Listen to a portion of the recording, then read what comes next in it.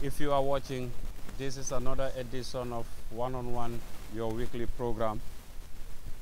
My guest tonight is Dr. Umar Abd-Allah.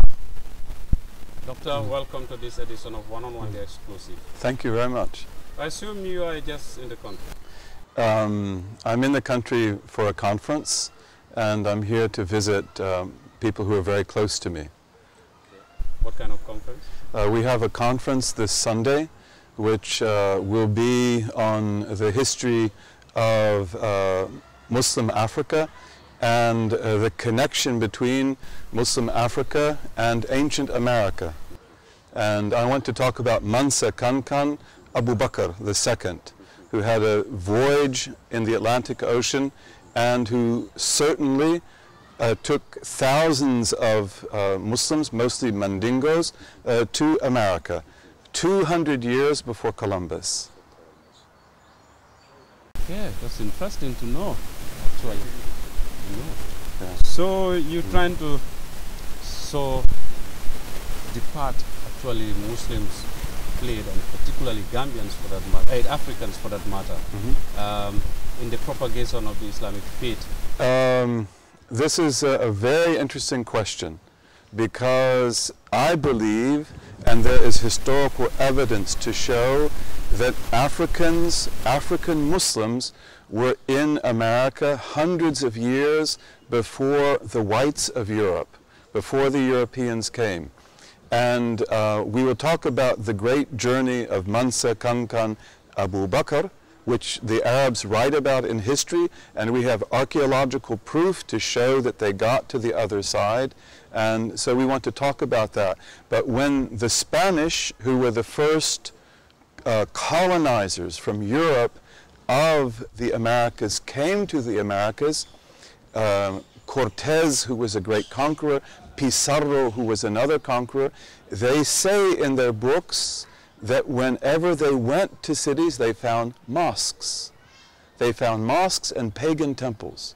So, and historians know that, but historians don't believe it was possible that Muslims could have come to America before the Europeans. So we want to show them that, in fact, almost certainly, the Africans did cross the Atlantic hundreds of years before the Europeans. And they probably had an effect on ancient America. But this has not been well documented. This has been documented, but we could say not taken seriously. We have evidence, we have conclusive historical evidence, but historians often find it difficult to believe new ideas. And so we want to show them that this is a strong case. It is not a weak case. So how significant is this? I think this is very significant, first of all, because there has been a Muslim presence in the Americas for hundreds and hundreds of years. And since I am a Muslim from America, it's very important for me, and it's very important for my community to know that history. And it's very beneficial. But also, it's very beneficial for human beings in general, because it shows us the global nature of the world. You know, and that the world is not just the history of Europe. It's not just the history of certain civilizations, but that there was a global civilization. And the kingdom of Mali, which was a Mandingo kingdom of hundreds of years, was at the time of Mansa Kankan Abu Bakr, who was before Mansa Kankan Musa, who is the brother of Mansa Kankan Musa. This was one of the great civilizations of the ancient world. And it had great wealth, and it had, the soldiers of Mansa Kankan Musa wore Persian clothes. They wore clothes that came from the Persians, and they had contact with the Maldive Islands of India. So that global nature of history is very important, especially because it shows us that history is not just the history of Europeans, and it's not just the history of certain other peoples, but it's a global history, and that Africans have a very significant role in that history. Doctor, you bring into light interesting historical facts, but let me ask this question. In Africa, in contemporary literature, especially on African history, the books we use in school, the curriculum, hardly you come by such type of information. I'm asking this question, did you do, apart from the body of knowledge that exists on this, did you do any personal research? I did personal research on this, but there are other people who did the research before. So mostly I have relied on other people. And you know, there are a number of people that have done that. There's a scholar named Leopold Wiener, who was a great linguist, who knew about this and wrote about this in the 1920s. And also Leopold Wiener, who was a great linguist from Princeton University, he showed that in the American Indians of the area where Mansa Kankan Abu Bakr would have come to America, there are Mandingo words.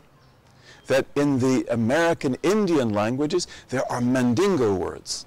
So this is another sign that the Mandingos got to the other side of the water, and that they had important relations with the Native Americans, with the Indians who were there. But there are a number of people who've written on this, but things like this, people have to take them seriously. And that's why my job and our job is to show people that there is a strong case, and that also Muslims had a great civilization, so they could cross the ocean, and they probably crossed the ocean times before. This conference that you're talking about is what, an international conference? I hope so. It's mostly Gambia and Senegal, but everyone's welcome to come, and I'm international. And we have brothers and sisters from France and from Egypt and from other countries who are coming too. So this is going to be the focus of the conference, but any other issues around it? This is the focus. This is the focus. Yeah. Doctor, would you briefly tell us about yourself? I am an American, and I was born a Christian. I became a Muslim 40 years ago. 40 years ago, a long time ago. And alhamdulillah, Allah blessed me to come to Islam through Malcolm X. Malcolm X was a great, great American, and he was a great black leader of the United States. And I love Malcolm very, very much. Malcolm, I think, was the greatest American political figure ever. He was honest, he was brave, he was truthful, he followed the truth wherever he found it. So from my love of Malcolm, I also loved his religion. He became a Muslim, and God guided me to Islam, and it became my life. It became everything for me. Did you change name? And I changed my name. What was the name? My name used to be Larry. Larry. Larry. And now it's Umar. It's Umar now. And a person gave me that name. I told him I need to have a Muslim name. I didn't really. I could have kept Larry, but I wanted to have a Muslim name. He said, "You're Umar al-Faruq." He said, "You're Umar al-Faruq." So he gave me that name. Were you a devout Christian before? I could say that I was and I wasn't. I grew up in a family that respected religion and Christianity in particular. But they weren't extremely religious. But I myself, as a boy, was religious, and I studied Christianity in great depth. I memorized the catechism of the church. I was very close to, the preacher of the church, the pastor, as we called him. But from the time that I was 16 till 22. I became a Muslim at the age of 22. From the time I was 16 to 22, I didn't have any religion. And for a time, I was an atheist.